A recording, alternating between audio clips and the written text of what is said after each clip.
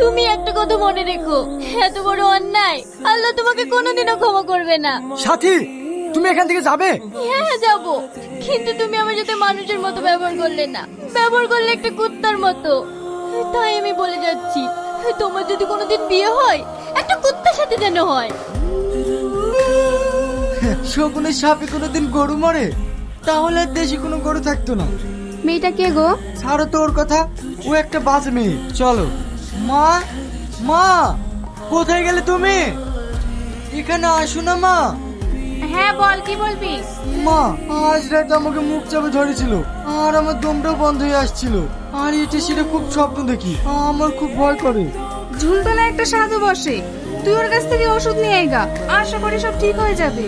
আমাদের এখানকার কত মেয়ের ওরকম হয়েছে, সবাই ঠিক হয়ে গেছে। তুই যা, তুইও ঠিক হয়ে যাবি। মা, তাহলে আমি আজকেই যাই।